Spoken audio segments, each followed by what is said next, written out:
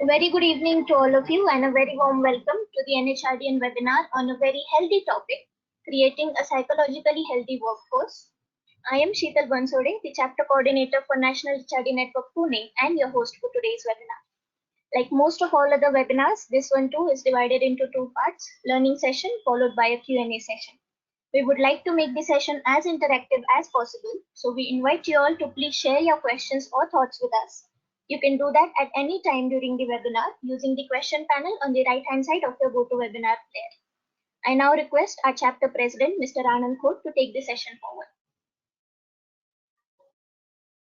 forward. Thanks a lot, Sheetal. That was absolutely crisp and clear, as well as very quick as well. So welcome. My dear panelists, Aman sir, Sheetal ma'am, and 150 plus participants. Also, thank you in advance to Darpan, Sheetal and Avinash for making this webinar what it is today. Welcoming all of you on behalf of the core committee as well as the subcommittees, which you can see on your slide. I just want to take 2 to 3 minutes to call out the importance of today's topic of having psychologically healthy workforce. And I think in the current times of pandemic, this becomes eminently important in the organization. Otherwise, also in the modern society and in the knowledge economy, the stress levels for human beings are at very high as compared to the previous generations of economies we have seen with respect to industrial age and the agricultural age. In community and society, we still have not recognized this so-called invisible challenge, like the way Corona is an invisible challenge. The bigger invisible challenge actually has been with us in the recent past and will continue to be with us till such time we don't recognize, accept, and deal with it. And I think the psychologically healthy workforce is a happy workforce, and happy workforce is a productive workforce, and productive workforce is an engaged workforce. So if you try to look at the business imperatives of psychologically healthy workforce for all HR professionals as well as academicians on this call, I think it is extremely important. And we can even try and think of measuring the financial impact of psychological health of the workforce on the top line and bottom line of the organization, on things like customer satisfaction and various such things. But we have not paid much attention, and I think the time is right now to start paying attention on those. There are a few organizations who have started doing happiness survey instead of doing engagement survey, and I feel that is a really good thing to do, though it's not very easy to capture some of those emotions in the kind of systems we have available. But I think what we learn from today's session, and as we continue our engagement with Department of Psychology, Ferguson College, I'm sure we'll be able to come up with models which will start measuring happiness versus measuring engagement, and create a better and a healthier workplaces for all of us. So with that kind of a backdrop, I'm very excited to listen in for next 1 hour to key questions coming from Aman and keeping Sheetal on her toes, in responding to those for our audience. It will not be a proper start if we don't introduce our panelists in the right manner. So if I can request Darpan to do the honors of introducing Sheetal Ruikar ma'am and Aman, and then we can take the session forward. Thank you. Darpan. Thank you so much, sir. Yes, it is an utmost honor for me to introduce such esteemed personalities I have lately been in continuous touch with as a co-organizer of this webinar. I wanted to make it more interesting. I wanted to make their introduction sound more interesting.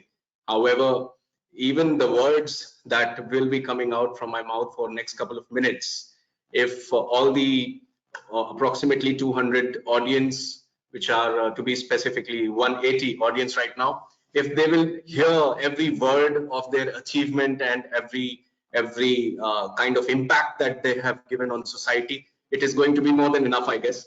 So let me start with the Vice President of National HRD Pune chapter, Shri Aman Rajabaliji. He has over 25 years of extensive and in-depth experience in human resource management and management consulting. He has worked with several organizations, including Ocean Agro India and Maxworth Orchards India in Baroda and Pune, respectively, whose HR departments he had set up and was heading. He was then frequently approached by top-tier organizations to provide his specialized consulting services in the fields of HR services, training, and executive search. Armed with this rich experience, ladies and gentlemen, in 1998, he had set up his own firm, Kabir Profile Solutions, which has been advising corporates on HR management functions, specializing in, but not restricted, still specializing in consulting, executive search, recruitment, and training, and what all and what not.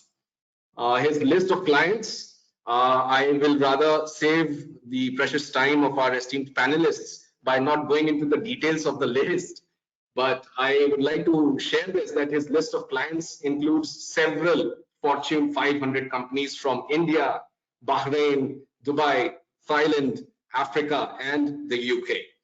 From 1995, he has been corporate advisor to the Kabir Group, to Living Bridge, and to Law Beacons in strategic management, human resource management, and formulation of business plans. Aman sir has also been conducting sessions on personality assessment, interviews, group discussions, induction, career and skill enhancement, and coaching workshops for postgraduate students of several institutes. I'm losing on my breath here, Aman sir, but I still want to continue reading it. He has mentored and facilitated training for more than 1,950 professionals, ladies and gentlemen, in Pune, Mumbai, Ahmedabad, Aurangabad, Ahmednagar, Bhavnagar, and now, going worldwide, Brisbane in Australia as well. So in his 20 plus years of active involvement with the National HRD Network Pune, he has been its General Secretary and the Vice President, contributing vigorously to significantly improve its prominence and reach in the HR fraternity across India. Additionally, he is very active in HR and management associations like NIPM, ISTD, PMA, MCCIA, OHR, and QCFI Pune. I guess National HRD being home, you can always visit places. And then he completed his graduation in psychology, which is why he is here, sharing the screen with another person whom I will be coming on to very shortly. He had completed his graduation in psychology from Fergusson College. I envy everyone who has studied in Fergusson because I did not get a chance to. But still, his PG diploma in HR management from IMDR, and holds a master's degree in personnel management from IND Surge University of Pune. He holds a diploma in labor laws and business management. Whew, okay. Aman sir also happens to be a certified graphologist and a counselor. Ladies and gentlemen, presenting Mr. Aman Rajabaliji. Let me get on to Dr. Sheetal Ruikar. I call her pyar se Sheetal Tai because we also have another Sheetal in our organizing committee. So avoiding confusions, Sheetal Tai, or for the rest of the audience, Dr. Sheetal Ruikar, has a PhD in industrial and organizational psychology from SP Pune University and is working with Fergusson College as a faculty and as a MA coordinator in the Department of Psychology for last 11 years. Apart from teaching, her interest lies in research, having several research publications, and a book chapter is there to her credit. She was a part of research team that worked with Volkswagen on identifying futuristic trends in mobility.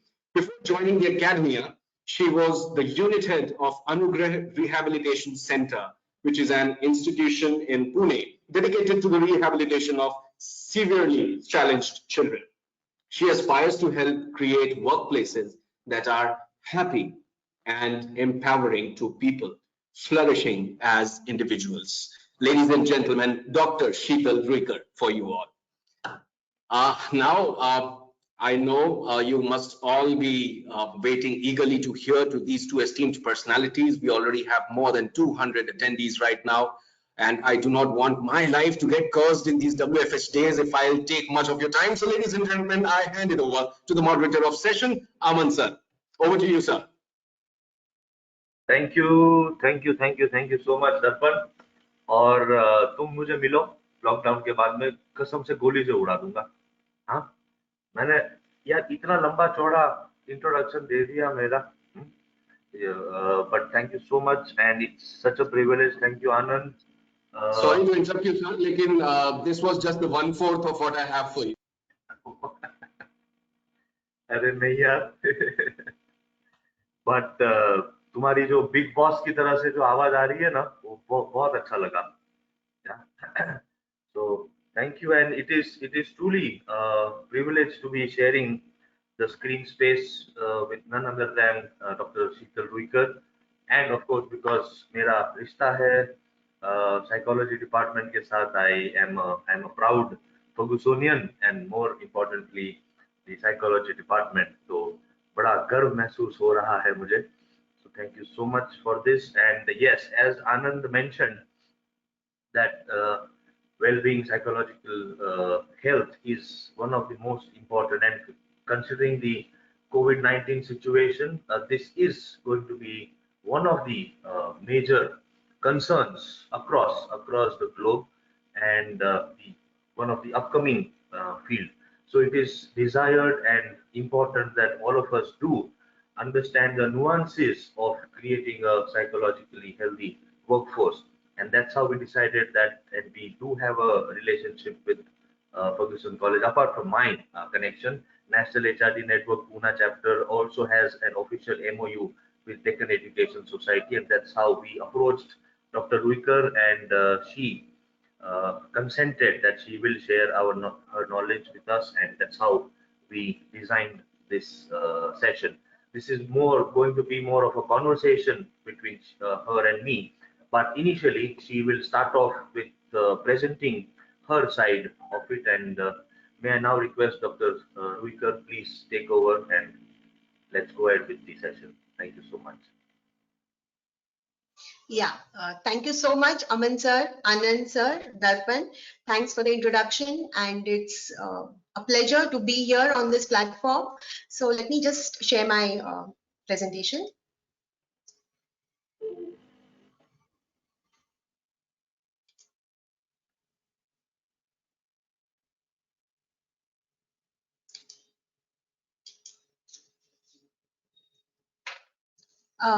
Is it visible, Aman sir? Yes, it is. It is visible, and we need to. Do we take the poll first? Yes, sir. Yeah, sure. So the topic for today's webinar, as we all know, is creating psychologically healthy workforce. So just as Aman sir said, before we move on to the first slide, we would like to have the audience poll about, we want to ask, do you really believe, or is it appropriate for organizations to invest in creating a psychologically healthy workplace? So what is your opinion? Yes, no, not sure.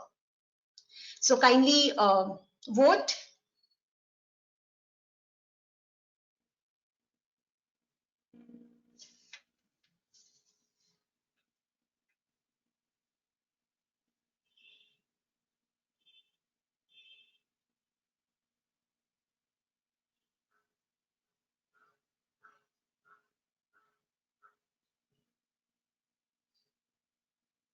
We wait for another 10 seconds. Okay. Ladies and gentlemen, request you to please vote as fast as possible so that we can continue. There is going to be a lot of interaction, and there are 2 more polls coming up in between the session. So we would want your inputs. 5, 4, gone. Very nice. Sheetal, Sheetal Bansore, could you please share the poll results? There. Wow. Amazing. Amazing. So the majority of the audience today believe that yes, organizations should start thinking about psychology and psychologically healthy workplace. That's great. Mm. Moving ahead,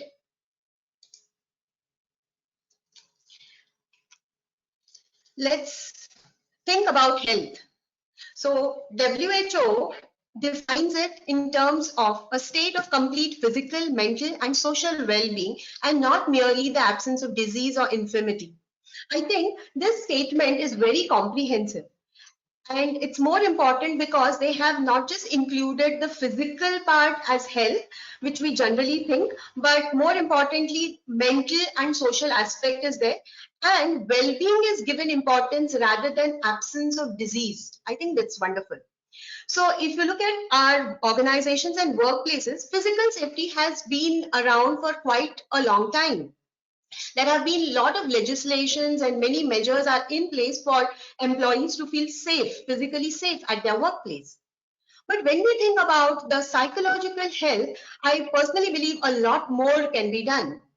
Though American Psychological Association, the apex body of psychology, has constituted awards for having psychologically healthy workplaces. So why this topic? I think as Aman sir and Anand sir have already talked about, yes, the pandemic. We have heard this word unprecedented, I think maybe a million times over this last few months. But sanitization, mask, social distancing, all of this has become the new normal. It was for the first time that people had to decide between survival and work productivity. They had to make a choice that while they are threatened for their survival, can they focus on their work? And yes, we did it. Yet, what came up in these few months was about the health. Yeah, today I think most of us do recognize, as our poll also saw, that 98% of the people here do believe that health and psychological health is important. But why should an organization think about this? Because there are intangible benefits. It increases trust, and more importantly, you will have tangible benefits in terms of you will save costs from absenteeism, attrition. Also, I think it will give rise to a brand value to the organization, which is very unique. Now, since it's an HRD platform that I'm addressing, so I have thought about how HR should play a role. But this knowledge about what I'm sharing on how to have a psychologically healthy workplace can be applicable to anybody, the line manager, or any person that who might be listening to this webinar. But coming back to the HR role, I think they really are doing a wonderful. They have been given a wonderful role to play. I would like to thank the NHRDN platform, especially Anand sir and Aman sir, for giving an organizational psychologist to have this conversation with the HR. Since the workforce today is very overwhelmed, and our HR can really make them positive.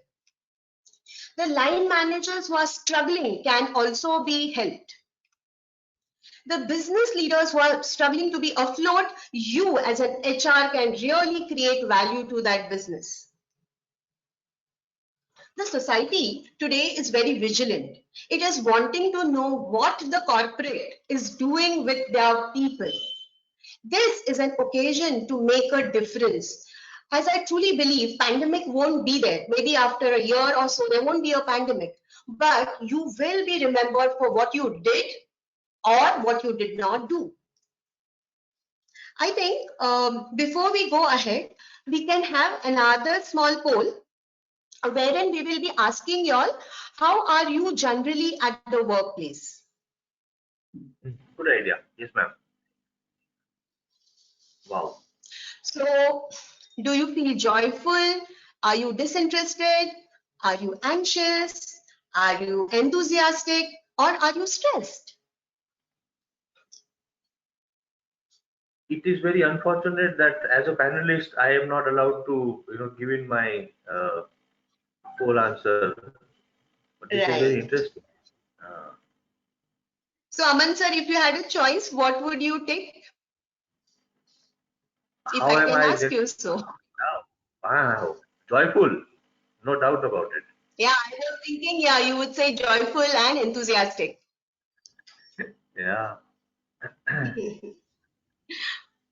In fact, I'm liking this lockdown period. I've been enjoying over the last 3 months. Oh, really, I've been sir? productive. Yeah, been very productive, very That's effective, nice. connecting with people. So, Right. ladies and gentlemen, one request. There you go. Thank you so much. If Yeah. by chance you people have not been able to, tick mark, you please continue to write whatever you want to in the question box, and I will take it up. Thank you. Yes, and I'm very happy to share with the audience that 55% of them believe that they are enthusiastic at workplace, 47% believe that they are joyful, while 27% believe they are stressed out, and 23 believe they are anxious. Only a small 7% believe that they are disinterested. Wow, I think we have a really positive audience here. Let's go ahead.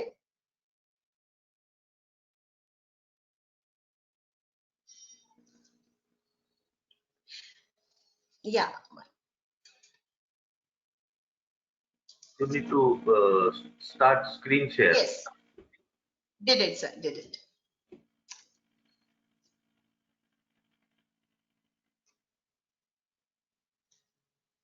My screen is visible, sir? Yes, it is.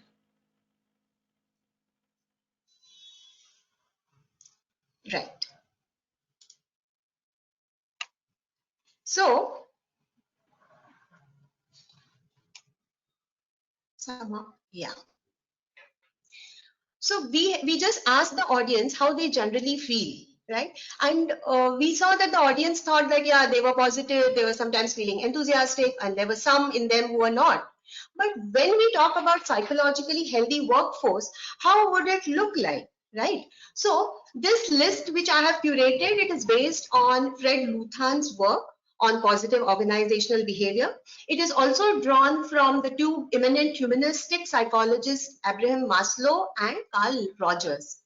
So if you look at what we have put up on the slide, so in short, if I have to describe a psychologically healthy person, he would embody positivity, but at the same time, he will be able to manage his emotions effectively. He would go through life, which might be turbulent, depending on his internal psychological resources. And at the same time, he will look out for social resources. Um, Yes, Going ma'am. ahead, Sorry. If you could elaborate more on social resources. okay, fine. So Thoda sa- basically, when we talk about social, okay, yeah. So when we talk about social resources, these refer to the relationships that we have in our life. So psychological capital is basically who you are, and social resources would be whom you know. Okay, so who are in your network. So a psychologically healthy person will be self-reliant, and also he would depend on the environment and depend on people around him to, cope up with life. So it's not that a psychologically healthy person is like just wow. No, he needs people to support him. Right. Yeah. so Sir, should I he, go he ahead? would be he would be more of a people's person, high on interpersonal skills. Yeah. Right? He would. He would show innate understanding of how to be with people. So it need not be that he's he need not be an extrovert. He may not enjoy people, but yet he knows how to deal with people. That's what we are saying. Yeah. Okay. Ji, Yeah. ji. Please continue. Right. So if this is what we want to attain, right, if this is the type of workforce we want with us, who are very flexible, adaptable, wanting to learn, are not fearful of challenges, then how should a HR be? That's what we are questioning here. What can the HR, like what skills the HR should have so that he can help out? Okay, so we are calling these elements psychological toolkit. That is, you can use this to empower people. You can use this to make your workforce psychologically healthy. So let's just see, what do you need or what is there in this toolkit? Okay, it seems to be a very small toolkit, right? Definitely for the presentation and for the webinar, it is just 3 points that we have put up on the slide, but it's an exhaustive list, and it could be like ability to communicate effectively, like, you know, nurturing relationships, all of that would be there. But let's focus on being empathetic, being compassionate, and help people find meaning in work. Why is it that I chose these three to discuss today? I think on the background of whatever is happening in the world today, if you think about the racist attack which happened in America, or you could think about the migrant situation, you could think about so many people being laid off. I think the HR today really needs to develop empathy, compassion, and he should help people find meaning in work. Yes.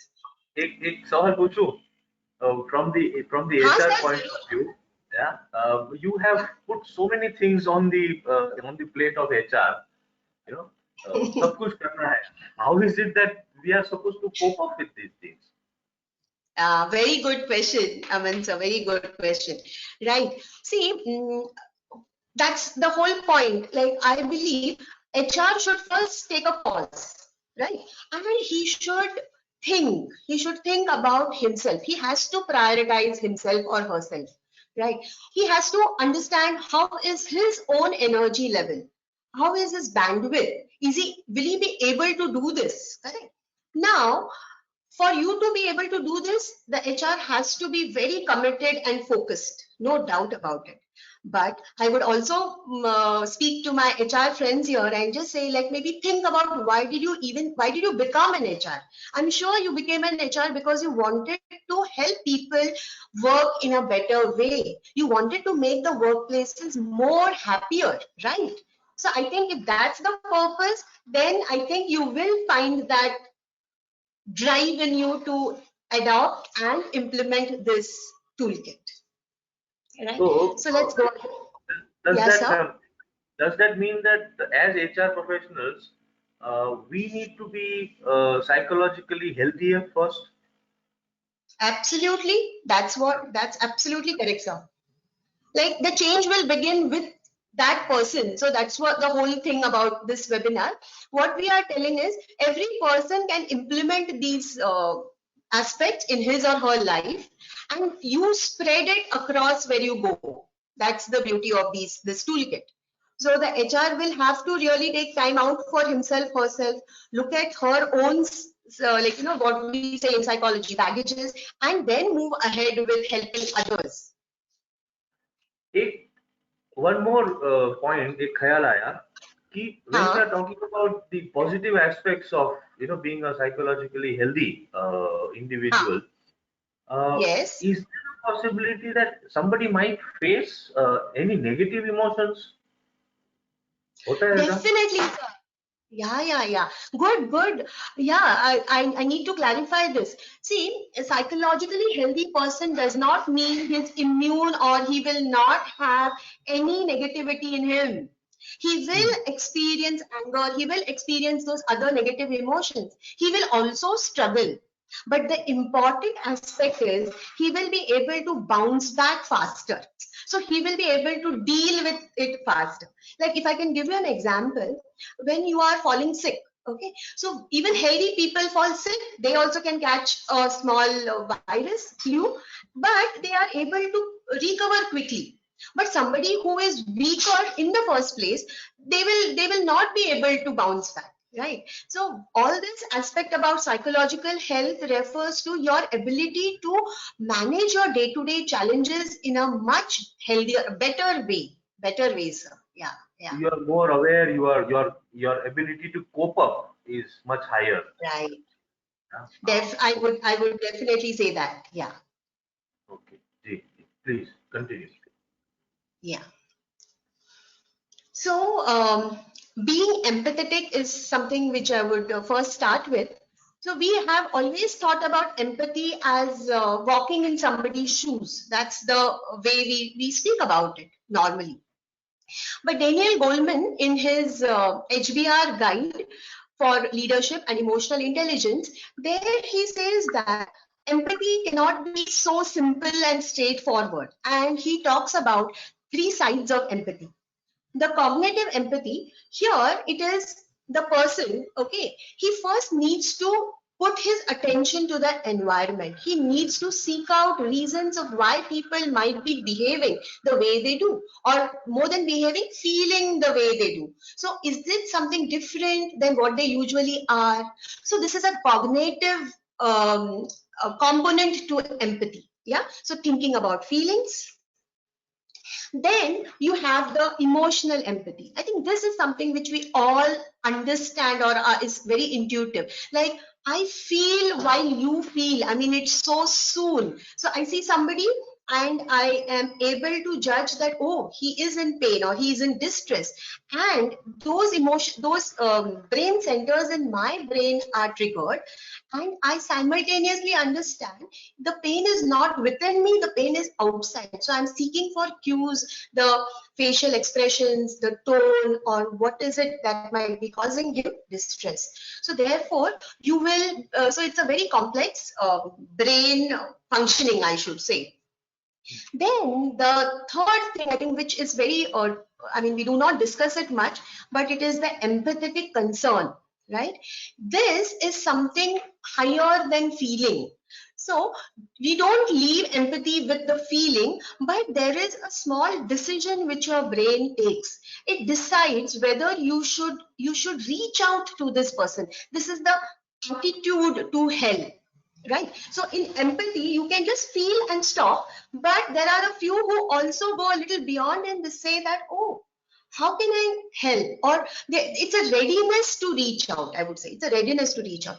And this empathetic concern, the brain center for it is very different from the emotional empathy brain center. And it is more on a different plane. So the thing that we are trying to tell here, and why am I discussing brain here, is simply because I want to just tell the audience that empathy, the word is really used, but it has to be hardwired. And when will something be hardwired? When you use it. When you use it and you use it right? Because empathy is actually also talking about adapting to the environment. You are connecting to your fellow being because you want to be safe also. You're getting it? So until we use it, it's not going to work very optimally. Okay, so एक मुझे now let's. ख्याल आया. Hi, sir. एक minute. I just remembered something because I am more I'm inclined towards films. There was a film which came up many years ago, which is an English film, To Kill a Mockingbird. This was written by Yes, Harper yes, Lee. Yeah. And absolutely. there was one. The entire film is based on empathy, majority of it. And Yeah, one of the sentence which she uses, she says that you never really understand a person until you consider things from his point of view. absolutely. So आप जब ये empathy के बारे में बात कर रहे थे, तो suddenly it struck me and I thought, let me share this with you. To Kill a Mockingbird. Right. The audience, if they have not seen this, I would suggest that please go and have a look at it. बढ़िया film है. Thank you. Absolutely, absolutely. Yes, Wonderful ma'am. movie, sir. Right. Very, very, very correct. है ना? So now, how do you demonstrate empathy? So how would you call somebody empathetic? And I think listening is the biggest gift that you could give anybody. Okay, listening intently, listening with your heart and soul. right? So it's not like that usual thing. Okay, I generally see this, like two people would be talking and one person may be on the mobile. So the first one would ask like, okay, did you listen to what I say? What I just said? He said, yeah, I listened. And then he says, okay, tell me what did I say? And word to word, the second person will say it back. Okay, now this is just hearing. This is just hearing. You have mechanically recorded somebody's voice and you're just giving it back. But when you talk about empathetic listening, you are being with that person in that moment. Yeah, you're being there, completely there with that person. And validating is basically respecting his feeling. You may agree to it, you may not agree to it, but you are there and you are completely there. Also, many times people are unable to verbalize what's happening to them because these emotional words are tough. I mean, how many of us know the difference between maybe joy, happiness, contentment? So these are different shades that you see. Yeah, unless you are trained, you have a vocabulary, you can't say what's happening to you. So many a times people say, "Arey, why didn't you come to me? I could have done something. Why couldn't you share with me?" But maybe he didn't have it. He didn't have the words. So therefore, you need this empathy part wherein you can just soak in what is there. So just like a sponge, wherever there's a water, he's soaking. So the soaking is what we would think about empathy. Yeah, and wanting to be over empathetic. Aman sir, you want to say something about over empathy? That's what I was thinking. There is a possibility that one tends to, become more involved, or rather extra involved, wherein it has negative repercussions. And being in the consulting firm, and since I do have access to, quite a few organizations and people across, couple of instances I remember wherein this gentleman who was at a leadership position, very, very professional, very nice person, and very effective. But his heart was very soft, like the sponge aapne jo kaha, to the extent that he got so involved with the people that it started hampering the productivity, it started hampering the organization, uh, because आगे गाड़ी बढ़ रही थी, and it impacted his health also, because all the time he kept thinking about problems of his people rather than focusing on solutions. He started focusing on the problems. और नहीं, आगे गाड़ी नहीं बढ़ रही थी, so much so that we had to actually get him into a counseling session for him to realize that there is a thin line and you don't have to cross that. So yeah, there is a possibility that we do tend to go overboard. Exactly, right. So I think we need to have a balance between where you are constantly in that empathetic concern that you are unable to really help people, right? And also while you are talking, Aman sir, something came to my mind that sometimes people just as they overdo, they don't do it also. So it becomes very lifeless. If you don't connect to people also, it's lifeless. But if you do it too much, it's also a problem. And there's one third category who try to fake it. So they just put up that face, that sad face, but whereas inside they are not touched. And I must tell these people something that a brain can understand that too. So the researchers show that your brain knows, okay, this is fake and this is genuine. That's the beauty. So though you might feel that, oh, you're doing a great job of putting on these emotions and that attitude, but no, it doesn't come. The genuine empathy where you will know it, you really know it. Yeah. True. So let's move on. Being compassionate. Correct. So I think Dalai Lama is one of the spiritual leaders, and he's really, I mean, it's a holiness, Dalai Lama, and he has tried to bring compassion into science. Okay, so he has there is a lot of work wherein there is a collaboration between this whole Buddhist psychology with science, and they have lot of experiments which are going on. And in simple words, what Dalai Lama is trying to tell us is positive disposition towards people that comes from being open. Okay, now this thing, it's like just be open. But how open? Open is like you are not judgmental.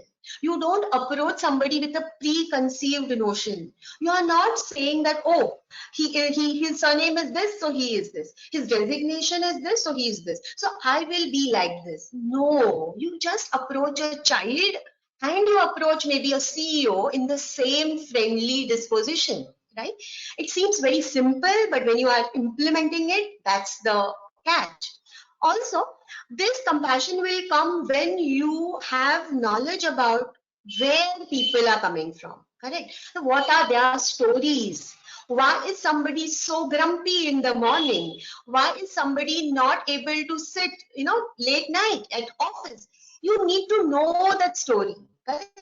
And many a times, if you have had that habit since like young adulthood, you would that compassion would come to you because you know why they are the way they are, and you stop being that judgmental person, right? Now, coming to Frost and Dutton, I think these are people who are doing tremendous work with compassion, and they have beautiful research papers. And they talk about compassion as having sub-processes, and they say that it is relational. So when I say sub-processes, it is basically like you would notice something. So when you say notice, it requires attention. It requires another set of abilities. Also, you're feeling it, and I think this is important, that is responding. So if you remember, like how our parent responds to the child, correct? It's completely unconditional. Huh? So if the need of the child, the moment it is arising, like, oh, it's hungry, the mother will just pick it up. Okay, this is the type of responding they are saying, and that is called as compassionate act. Okay, so it just reminds me these migrant stories which I read, and one was there was a group of migrant which was going from Bangalore to, I think, Uttar Pradesh, one village, and in one of these migrants, he while walking, okay, I think around 1,000 or 2,000 kilometers they were walking, and one of this migrant, his shoes tore, and the money they had on them was so little that they used to literally buy the small biscuit packets. A group of maybe 8 or 10 people walking together. And now imagine they're just buying a biscuit packet and eating it through the day, not spending more money because they know they need to go a long way. This man, his chappal was torn and he had to throw it off. And there were blisters on his feet. And he was surprised to find a pair of new shoes. They were very cheap, but still they were new. And it was gifted to him by his co-migrants. So these people had sacrificed that money which they had kept for their own food, and they had reached out to this migrant. So I think this is what is compassionate. It does not, like, it's not that you have money and so you do. It is not like that. It is you have, and in whatever you have, you are reaching out to others. Also, I would like to say compassion does not mean always giving things. No, compassion can come with a handshake. Compassion can come up with a pat on the back. Compassion can come by only a smile. Yeah. So you see, I know of so many masters, like, they will just smile at you and you are healed. Now, what's the power? The power is this compassion, okay, which they have for every individual on this earth, right? Sir, I just go ahead, huh? जी. एक minute. In between, you mentioned about Mr. Frost, and you also mentioned about organizations being places of pain. Yeah. Organizing places of pain means what? Okay. See, I think the interpretation of this could be that when people walk into our organizations, they come with so much. Like, I might have a mother who is suffering from cancer. I might have a child who's doing academically, not well. And with all of this, I come to my organization. So I am actually suffering. I am having this pain. And unfortunately, maybe I have a boss who is also not supportive. I have colleagues who are not cooperative. I might have like a situation like this, like the pandemic. where there is so much uncertainty and so much like threat to my life. So if you see organization, it brings together so many people who are at different levels of pain. So what we are saying is that means then the healing also should happen here, isn't it? If my hand is paining and it's hurting me, so I should take care of it. So similarly, organizations also should look at this pain that they are carrying so that they can truly make people happier, right? Rather than just superficially. Yeah. Please.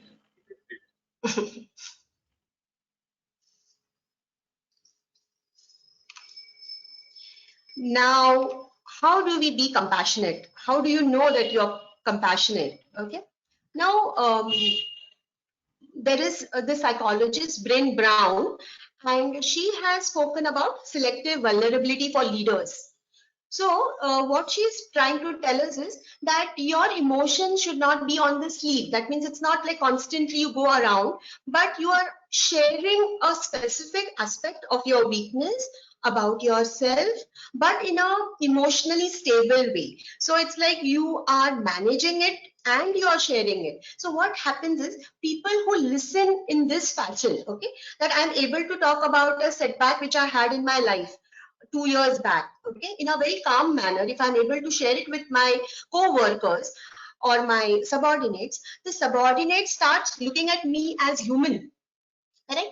They see that, oh, this person is, oh, he also went through something like I might have had some 10 years back. Okay, and your ability to share your vulnerability will create readiness in them to do it with you. Okay, so unless you create it, otherwise what happens, our dialogues are just very data sharing like thing. Our conversations are, it's not conversation, it is data sharing. Yeah, sir, you wanted to say? I said inauthentic also. Very superficial. Yeah. So how can you cultivate this compassion? So I would suggest that you need to listen to stories, you need to share stories, like as sir just said, like, okay, movies, documentaries. Unless you widen your experiences, it's very difficult to understand somebody. It's very difficult. You need, that's why people travel, and I think travel is something very, very important to build your resources, your psychological resources generally also. Yeah. No, I agree with the travel part of it. As an organization, if it is possible, as much as as HR professionals and depending on our policies and strategies, I think if we were to encourage employees to take time off, especially, and encourage them to travel, I think that will have not only an impact on the psychological health, social, emotional, family, everything, and of course, at the end, increase the productivity and have an impact on the bottom line. Absolutely. What people do in leisure is very important. Okay, so how do they spend that time so that really builds oneself? So is it only malls that you're visiting, or is it only like very nature? Going back to nature really helps unwind and refresh, and it also gives you this sense of vastness. Like you look at a sea, ocean, and you feel, oh, it's such a big ocean, and I'm so small. Okay, that Yeah. feeling to come, I think, yeah, it's so wonderful that we can travel. And I think in this pandemic, I think most people miss that. They have been locked into homes, and April and May came, and they might have had wonderful vacation plans, and it has all gone off. And now unlock has started. You are back to your workplaces, and really, I think that's a sad part of this pandemic. As organizations, as leaders, as HR professionals, we need to respect family time, and this is what it is. If I am disturbed Right. in my family or I have some issues, I will not be able to manage my work. So it is, consciously we need to design our strategies in such a way that there is a good amount of component of, travel time, family taken off. This will also Yeah. impact having, if there are any relationship issues, they can be resolved. Yeah. So divorce cases will come down, frustrations will come down. Yeah, we can hope that it happens, surely. Yeah. So, no, this is Yeah. a serious So now, problem. yes. So we'll move on to finding meaning in work. Okay. Now, though this might seem a little, I think, vague, but I think this is a very important aspect because it gives a person a inner motivation. Yeah, this is a motivation which will drive people to work even many a times without rewards. Forget rewards, even when they are not getting their due. Okay, so during difficult circumstances like where we are now, still people, maybe their salaries are cut by 25%, 20%, 10%, still they have to go back to that work and work there. So what can help them to work? Would one aspect is this meaning, like why am I working? Okay, that can give them that inner compass, so to say, that I'll continue working till the situation becomes better and I am, I get my due. Now, in Sussex University, Bailey, I think that's right. So the Professor Bailey has conducted a wonderful research on 135 people, but it is a qualitative research that she conducted. And she tried to find out what gives meaning in work for people. And interestingly, what she found was there are different factors. There are two factors, just like the Herzberg's theory. For those who know Herzberg's theory of motivation, there are two factors. So one set of factors will improve meaning in work. Okay, and there are separate different factors which will decrease the meaning in work. So it is not like that, that if I have a set of factors to improve work, if that is not there, I will experience no meaning. It's not like that. It is basically my meaninglessness will increase or decrease. That's the continuum, two different continuums we are talking here. So meaning in work, it is a very personal and private experience. Second, meaning it's not very natural to get meaning in our work, okay, unless you really reflect on it. So let me just say, there is a sweeper who comes every day in front of my house and she sweeps the road and goes away. Every day she will come dot at that time and she really does a fabulous job of that. And one day I just happened to be there when she was doing it and I couldn't resist and I asked her, why do you do such fantastic job? I mean, what might be, why do you do it? So she just paused and she thought and she said, yeah, because if I keep this clean, people around here are going to be healthier. So Wow. somewhere so she just connected that her doing that act of cleaning every day as relating to the neighborhood being healthier. And then she said, I have to go and do it. So for you and me, it is a menial task. We might even, like, if you ask, like, I don't want to sweep my house, but this woman does it for the society, and that's the meaning that she's got. Yeah. Also, do we need positive experiences to create meaning in work? Like, in our workplaces, generally the trend is, create fun, get people together, make some fun games, and then they will be happier and then they'll work and they'll be engaged. But okay, the HR guys, I know, but let me just tell, many times and most of the times, it's the challenging situations that bring people to thinking about their work. Okay, so when, like, for example, the schools got shut and the teachers were then told to go, okay, make online, lectures and all of that. I'm sure so many of them might have struggled with the technology. They would have struggled with the technology. Yet you see that they are doing it. And one of the voice that comes, which you see in newspapers or social media, is like, we don't want the children to suffer. We don't want this year to go waste academically, and I will put in my effort. Right. So I think it needed like a situation like this for them to really think that, yeah, my work is important. I need to do it in spite of hardships. So yeah, so happiness may not always, push a person to think about meaning in work. That's the finding. No, true. Yes. Now, Aman and Sheetal ma'am, if I can interrupt, there is a question and sure. on the similar lines, and I think you shared examples about people who are connected to the purpose and positively connected with the purpose.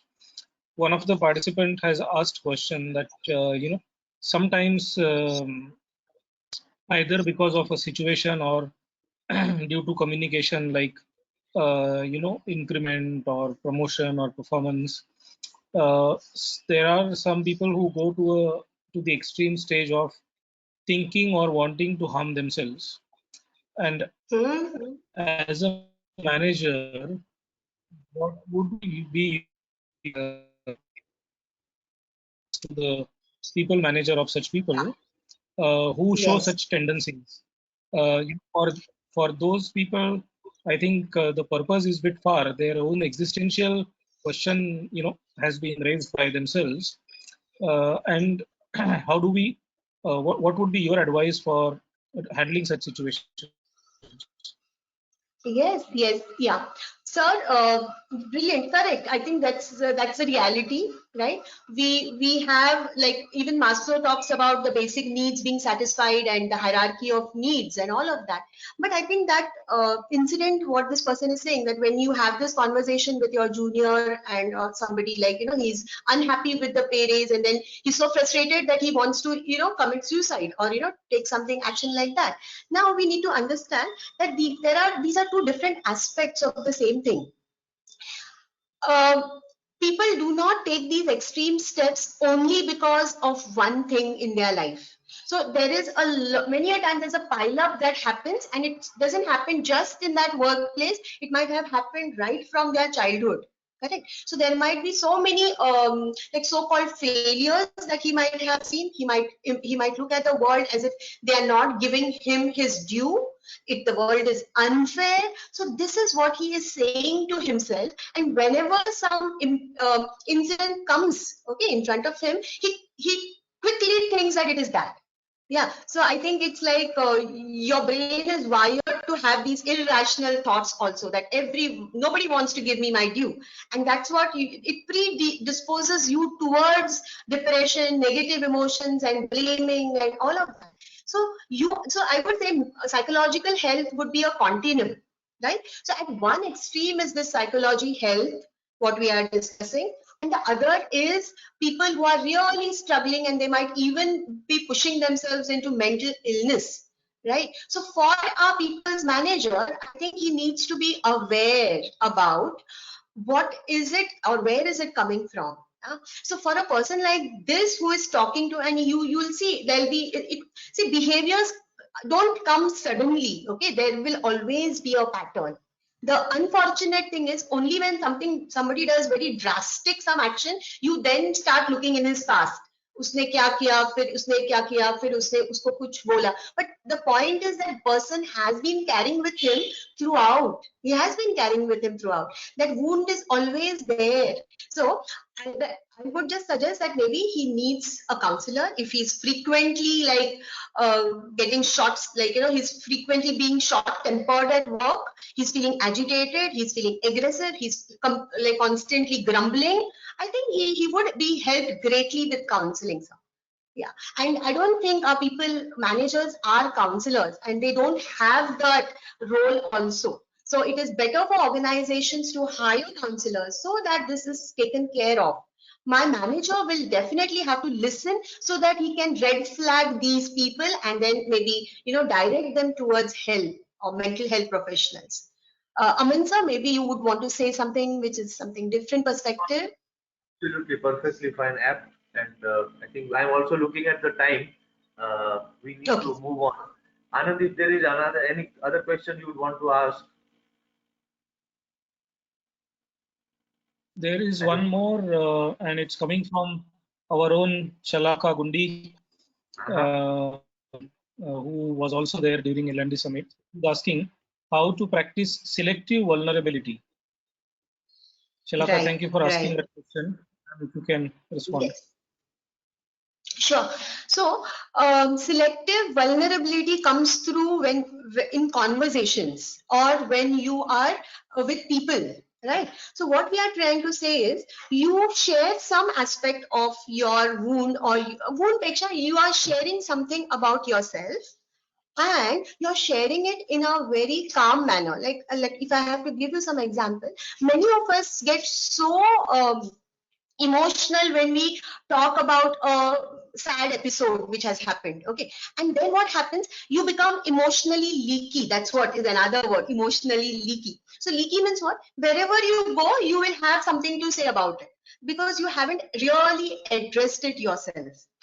So the ones who have addressed their wounds, okay, who have looked at their pain, their own sufferings, and who have moved on. Okay, it's a process. It's a process. Those who have moved on then are able to, in a very calm or in a very reassuring way, they can talk about it. Like, like 2 years back, I had this cancer episode, and I was like very shattered, and but today I'm really fine.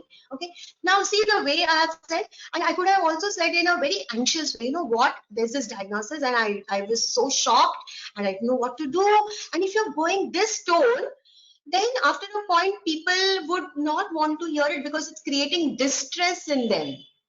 You're getting it? So you need to share something in a nice way so that people are not distressed. They can see what you have gone through, and that can also help them talk about it.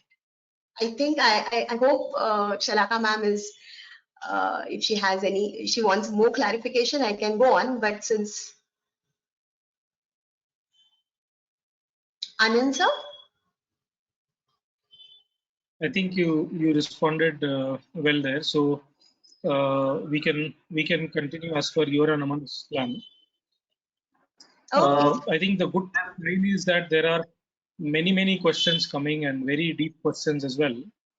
Okay. So we will need to make a note of these questions, and we share with you separately, and then you can help us respond to some of them through our Okay. YouTube channel.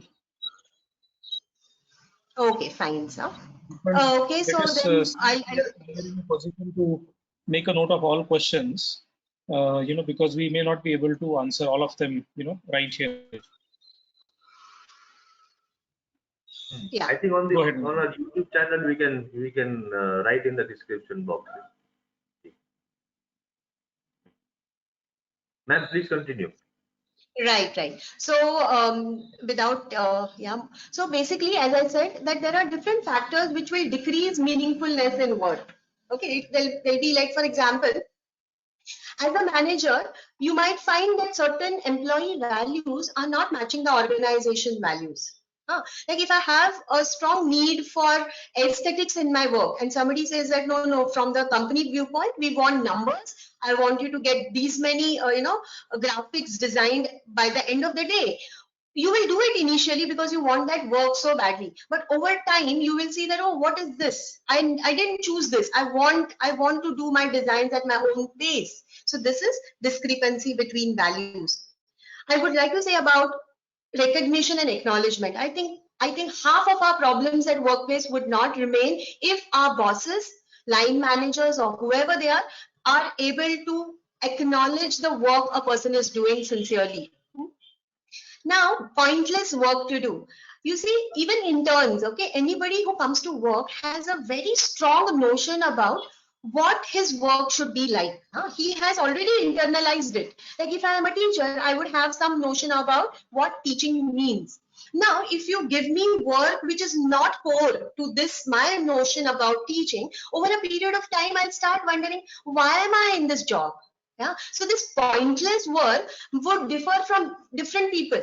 Okay, some would enjoy the administrative part, some would not really enjoy it. So that this is where you need to have this individual approach to employees. Now, every person feels that there is a way to do a job.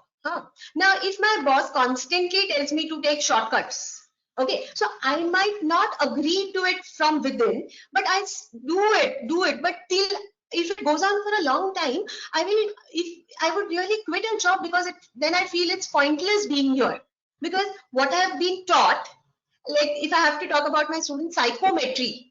Okay, so in organizations, lot of people want psychological tools, yeah, quickly. But the way we teach them in Ferguson College with such rigor, and you need to do item analysis, you have to first, standardize it, and then only you can use it. And so many students, after a point, they come, ma'am, we don't want to work as a psychometrician because what is expected of us and what we are taught, there is a gap, right? Finally, I think some trades, like for example, being a police, being a doctor, they know that they have chosen a risky situation because like there is some risk involved in it. But if people make them take more risk than what is required, they'll get frustrated and they'll stop working, right? For example, our doctors who are working in the COVID times, they may not have PPE kits. Suppose imagine that situation, maybe we don't want that situation, but if they don't have PPE kits, how long can they function? So they know that it's a healing profession and they've chosen it and this is the time to give back to the society and all of that. But it will make them angry. It will, in their minds, they will say, this is unfair. I'm doing my duty, but you can't give me a PPE kit.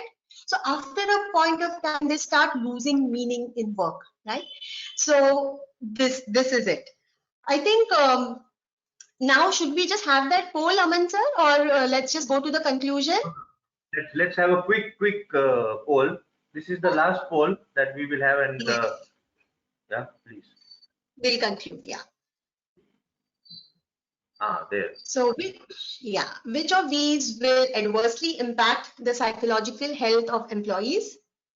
Bullying, delay in getting information, flexibility in work timings, lack of resources. So what do you think? Okay, what would you rate highest in adversely affecting psychological health?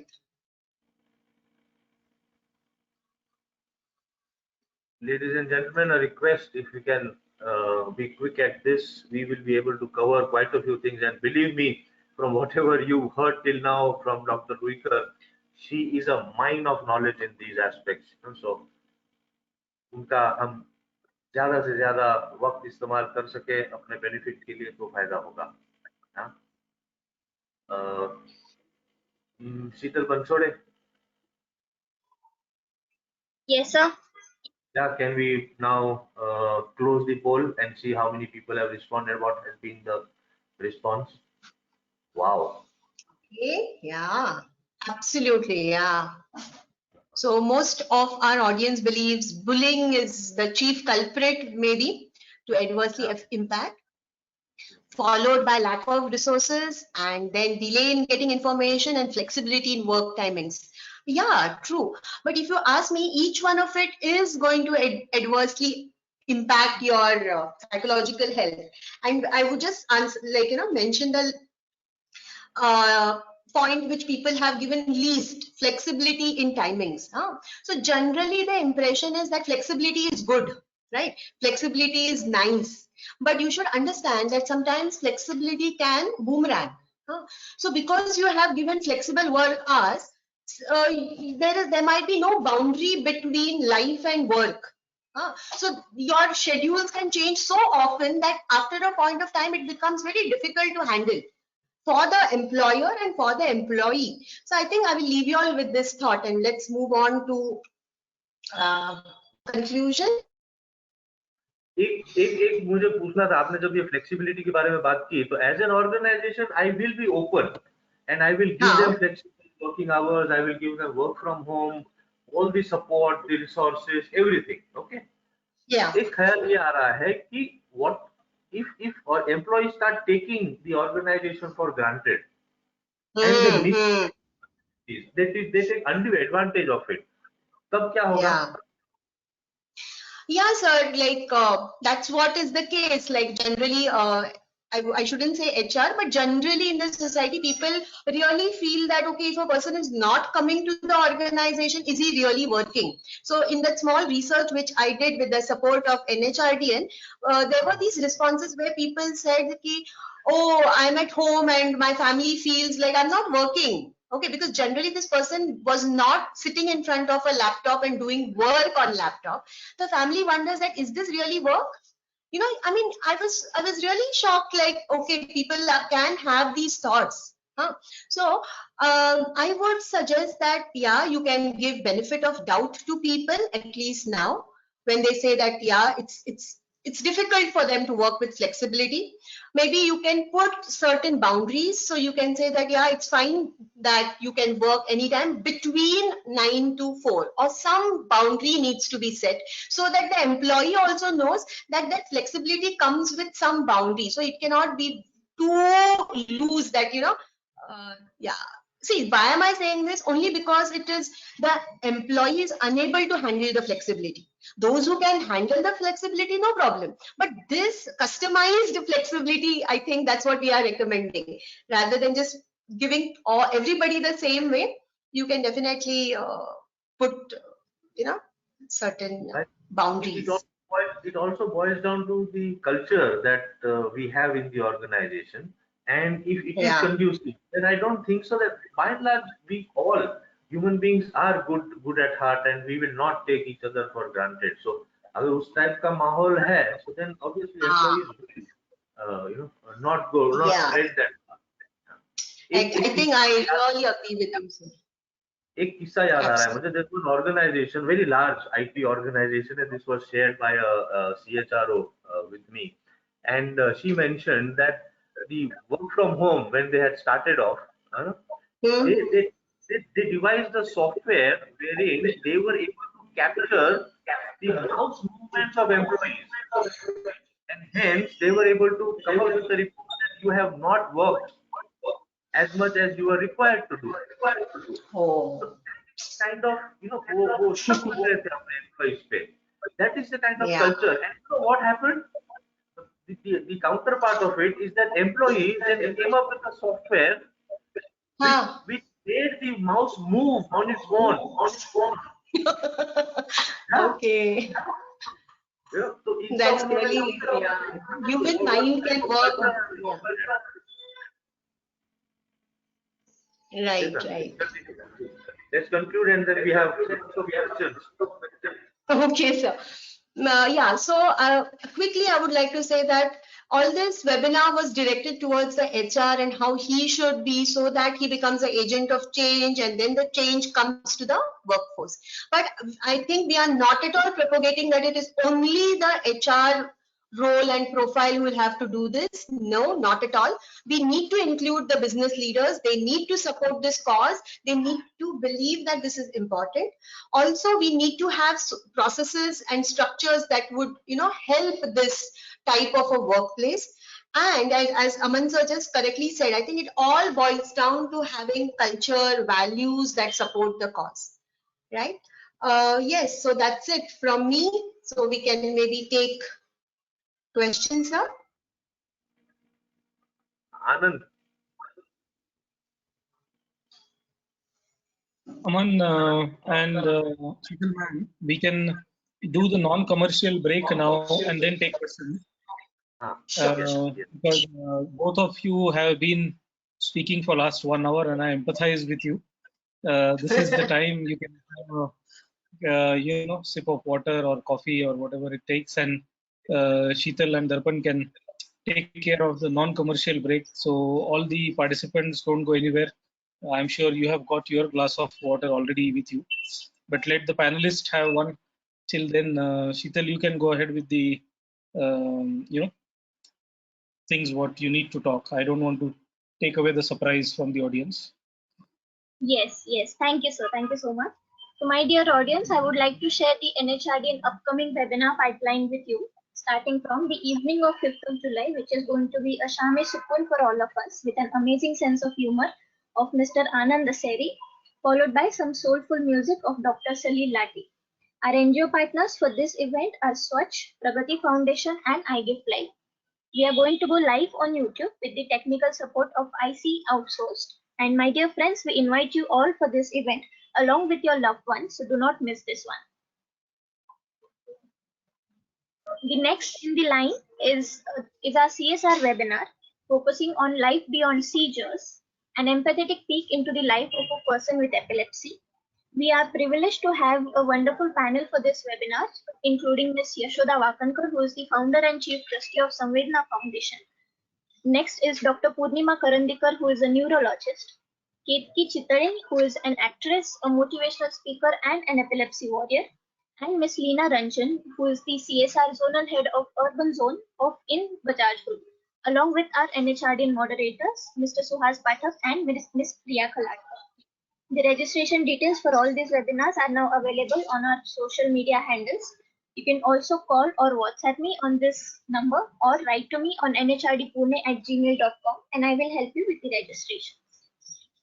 Now, going forward, I now have a question for the audience. Did you all know that one life can save up to 8 lives? I want you all to think about this, and meanwhile, I'm going to share a small video with you all.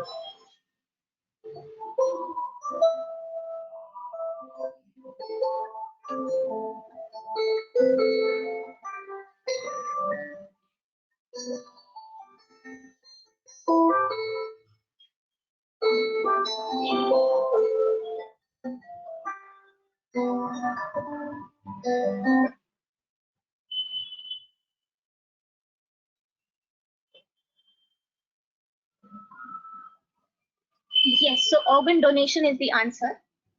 I Gift Life is an NGO working for organ donation. We request you all to please help us reach the maximum audience so that this noble cause can be shared with the community. We request you to invite us to your offices, webinars, conferences, or any such events to spread more awareness on iGift Life.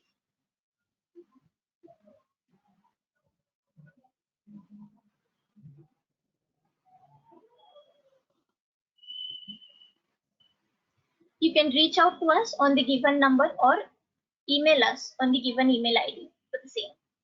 Thank you, participants, and enjoy the rest of the webinars.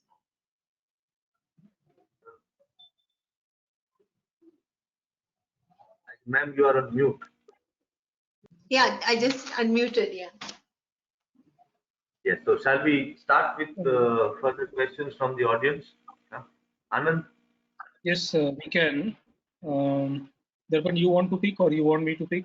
We can rotate the strike, whichever ways. If you're already ready with some, go ahead. I'm ready with one. Then you take the opening strike, sir. I'll be at the runner's end. Okay, got it. Thank you for always being kind.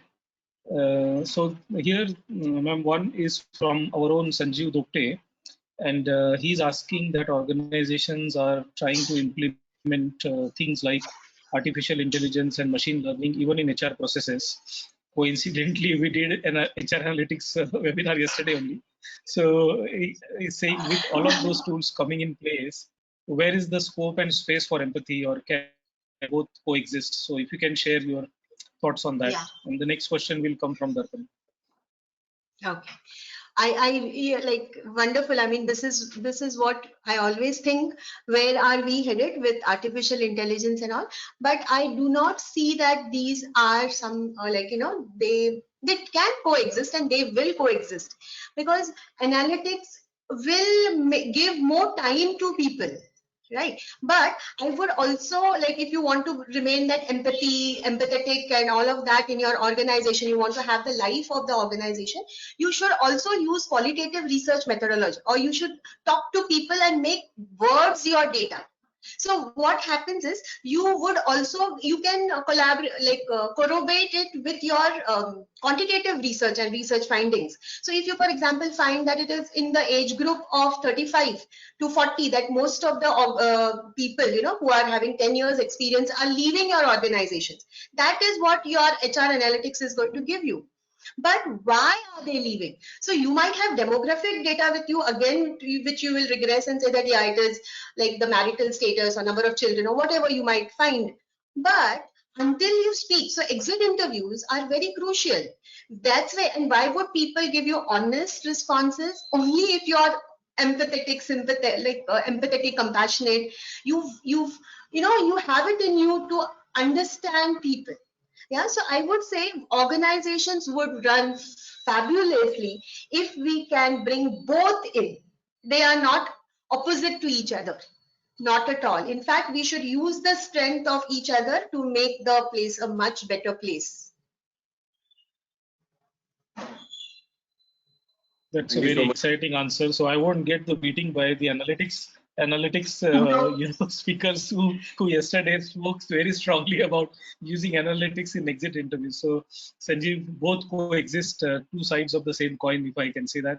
That's Yes. wonderful response by you as well, ma'am. Darpan, go ahead.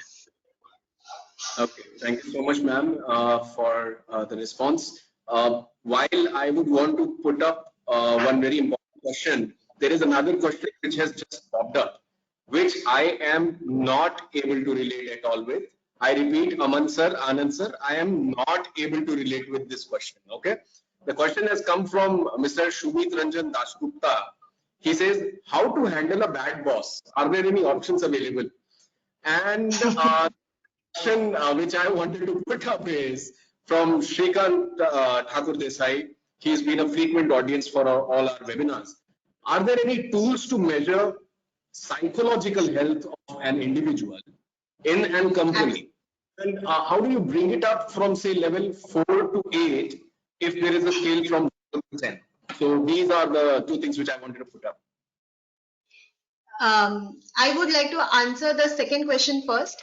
So definitely there are psychometric tools available. So the psychological capital that you have seen on the slide, Luthans has already created a tool and it is available on, I think, Mind Garden, and you can use it.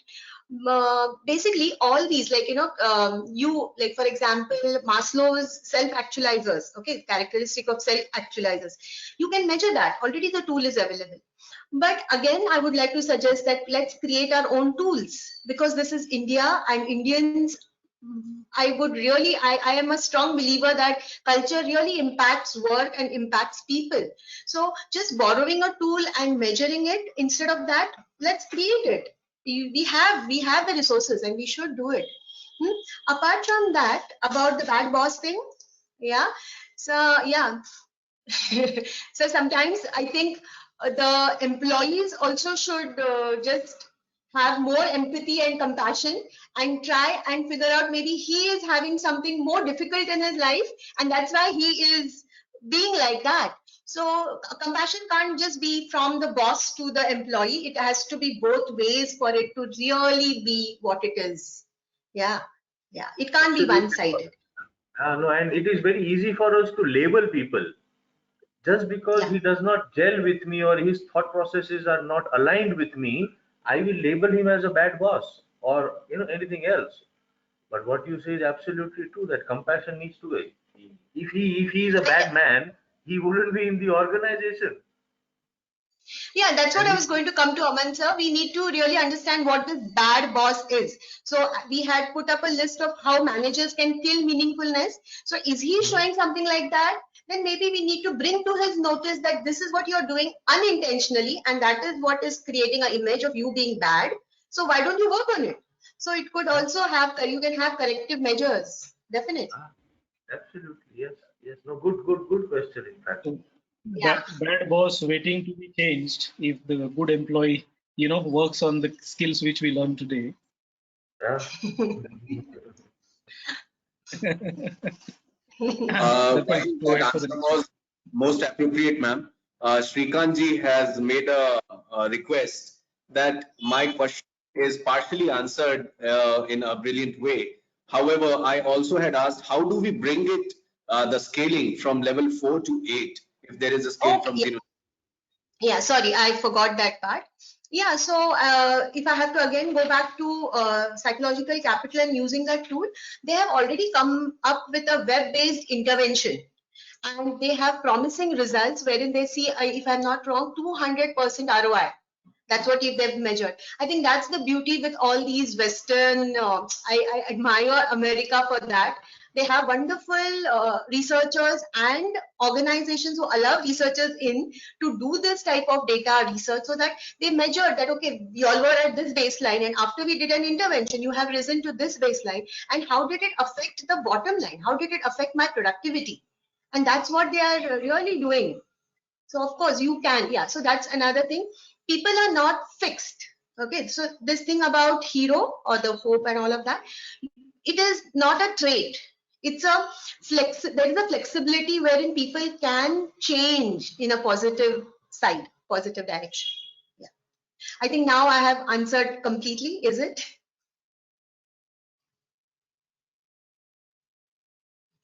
Yes, ma'am, sure. Looks like, ma'am, and I think you're also gaining some fan following. There are a couple of people in the audience are also asking, where can we follow ma'am on LinkedIn or on YouTube to know more about the tips around psychological, health and stuff like that. So, I think if you don't have the channel, we can lend you NHRDN Pune channel, and you can put up your small capsules there as well. So good to hear, and I think Kumar Guru has made that request. So Kumar Guru, thank you for acknowledging and appreciating what has been discussed here. Yeah, and I was going to thank Anand sir and Aman sir. I think they gave me this chance because let me share, it's selective vulnerability. So my first post on LinkedIn is today, wherein I've shared that, okay, there is this webinar happening. I just thought that I don't think people wanted to hear this, and I thought I'm okay. I'm teaching my kids, and I'm so happy being a passionate teacher that I didn't know, but I really thank NHRDN for the growth I'm seeing in myself. Thank you so much, sir. So many avenues have opened up, no? We will seriously, I think, Anand, we should work on creating the YouTube series with Dr. Ruikar. Indeed, why not? We always have 2 more projects in hand before we finish the first one, right? So that practice should continue. That is true. Excellent.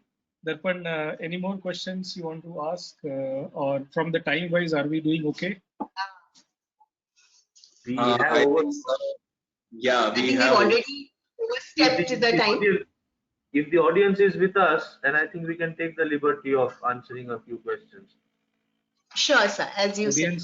Audience is with us, and if both of you are okay, maybe Darpan, we can take 1 or 2 more. Okay, sir. So there's a question coming from Dr. Jolly Sahni. Has COVID-19 negatively impacted our psychological well-being? What's the panel's take on this?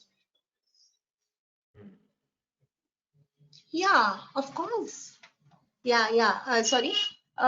It just took me of course, there's no doubt that it has not, nobody would say it's not impacted. See, just imagine this situation that you are in that word lockdown itself can play on your mind. Evolutionary psychology says that when will a person keep himself locked in? When he is in a prison, or when he feels that outside there is a great threat to his survival. So if you have put people in this situation for 1 month, 2 months, or whatever time, definitely, see, that's what I would like to say. People are very resilient. So initially people will fight it back. They won't give it up. So that's where you see people going to work and trying to show productivity, and they feel like, wow, lockdown gave me this, lockdown gave me that. But if it is prolonged, then there are high chances that people will that there'll be a fatigue, there'll be a burnout, and like you wouldn't know how long this is going to be there now. So you need help. So what am I saying is, definitely psychological health is impacted. positively or negatively it is impacted. So you see growth also, which we say post-traumatic growth, but there would be some percentage of people who are really going downhill, and there we need to hold on, and that's why organizations become important, because so much percentage of our population go to their workplaces or connected to the workplaces. Yeah, so I think definitely we need help. We need more mental health professionals. Yeah. That is why I Aman sir, think, that is why I think we have been talking about resilience, we're talking about well-being. These words have, and आपने जो बोला ना कि lockdown, it is a negative word. So is social distancing. I mean, it is physical distancing or is it social distancing?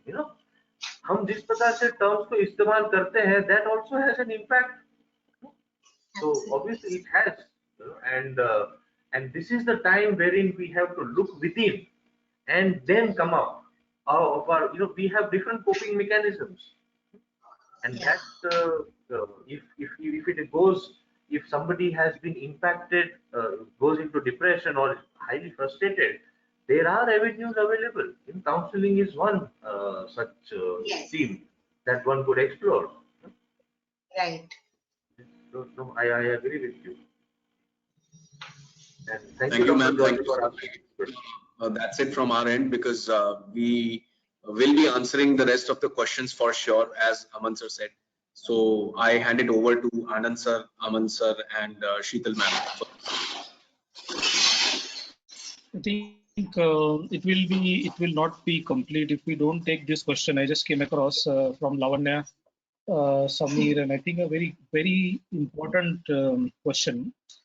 She's asking that sometimes and I think this is especially applicable for our female colleagues, that they take a few years of career break, because of the family reason and things like that. And when they are wanting to start back after that break of 4, 5, 3 years, depending on how much time they've taken, what are the psychological avenues and suggestions you would like to give it to them? Because most of them find it very difficult while coming back, and their psychological health at that juncture is not necessarily at its best. So if you can share some perspectives on coming out of things like this. Absolutely. I think, I don't know where I read it, but I read it where it was said that women are basically into a like 100-meter race. So till they finish their education and all of that, they're full of ambition, drive, and all of that. And the minute maybe motherhood comes, I wouldn't say all. Of course, we have wonderful women who do that, who can go through it, but majority of them drop out. And for the organization, also, it's a big loss. There is another set of people who want to come back. So after, so to say, the mother, the child thing is settled and all of that, or they are like young, like not so young enough. Now, when she comes back, I think first of all, she is full of self-doubt. Like, am I competent enough? That's the first question. And she will always think that, oh, like so much has changed, and am I? So I think we need certain, as organization, maybe courses, training programs wherein she brushes up on her basic just to make her feel good. Okay. Another psychological help I think would be required is you give her a mentor.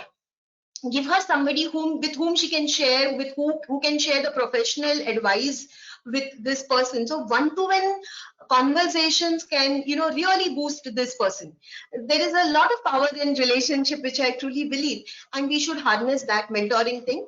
Third thing I would say, for the women themselves, they need to introspect again. Why are you back at the workplace? If it is to make a difference, if it is to give 100% productivity, you need to work on yourself. You will need time management. You will need to manage your home duties and the official commitments without asking for too much of, leeway.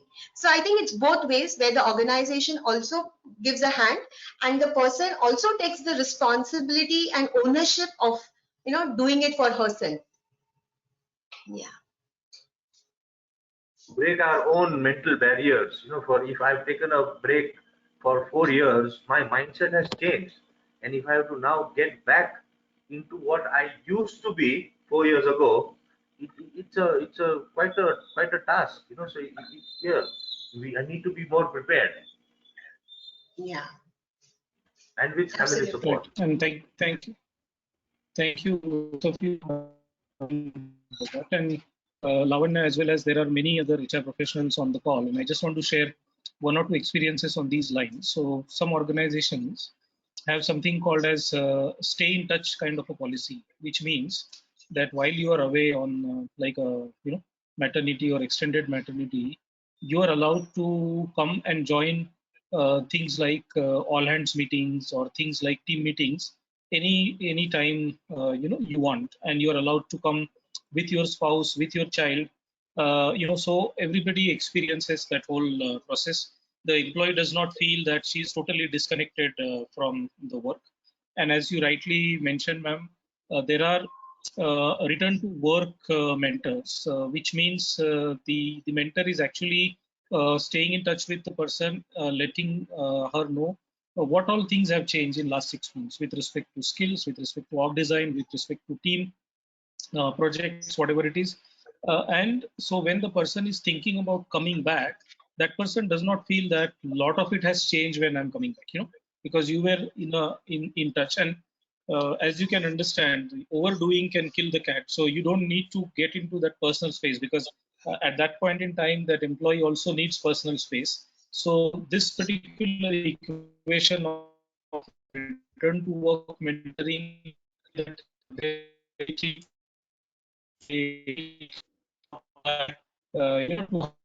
colleagues and feel that, gain that confidence back, that when I come back I have team to welcome me, I have stuff to do which I have left behind. And I think that way the return becomes much more meaningful and seamless as well. And I think as HR professionals, if we can introduce such policies, it will do wonders for our female colleagues. And the last point is that there are many organizations who have a specific dedicated recruitment drives for returning mothers, so to say.